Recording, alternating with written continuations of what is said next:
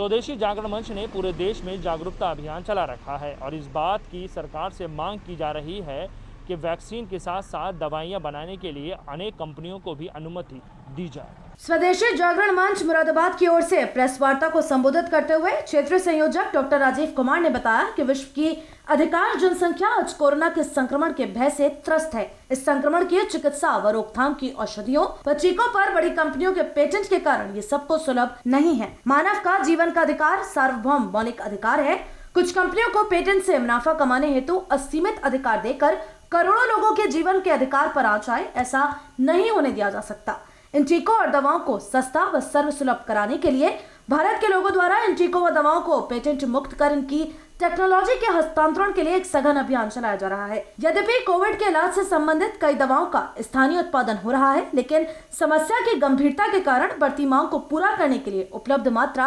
अत्यधिक अपर्याप्त है। आज स्वदेशी जागरण मंच की तरफ से इस प्रेस वार्ता का आयोजन किया गया है, जिसमें जो हमारा विषय है वो इस समय कोरोना के काल में जो वैक्सीन है और कोरोना से संबंधित अन्य दवाइयाँ और इंजेक्शन है, जिसको बड़ी मात्रा में बहुराष्ट्रीय कंपनियों के द्वारा बनाया जा रहा है और उन दवाइयों पर और उन वैक्सीन पर पेटेंट किया हुआ है, पेटेंट कराया हुआ है, जिसके कारण से वो आम लोगों के लिए सुलभ नहीं हो पा रही, आम लोगों के लिए मिल नहीं पा रही। और आज कोरोना का कितना बड़ा भयानक रूप हम लोग देख रहे हैं, भारत के अंदर भी हमने देखा है अभी जो दूसरी लहर आई है। तो स्वदेशी जागरण मंच ने इस विषय को पूरे देश के अंदर लिया है और हम लोग ये मांग कर रहे हैं, उन कंपनियों से मांग कर रहे हैं, हम WTO से मांग कर रहे हैं कि इस समय कोरोना काल के चलते, इस आपदा के चलते इन दवाइयों को और इन वैक्सीन को पेटेंट से मुक्त किया जाए, ताकि पूरे विश्व के अंदर सभी देशों का वैक्सीनेशन हो सके, सभी देशों के लोगों का वैक्सीनेशन हो सके,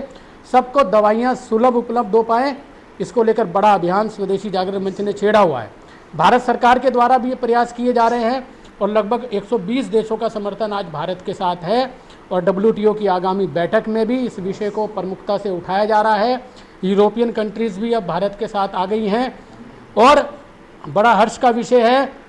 कि हमारे को पूरे देश के अंदर इस अभियान के अंतर्गत जन समर्थन मिल रहा है। हमने एक याचिका अभियान चलाया हुआ है पेटिशन का, जिसके माध्यम से हम लोगों से उनका समर्थन मांग रहे हैं। आज भारत के अंदर लगभग 5 लाख से ऊपर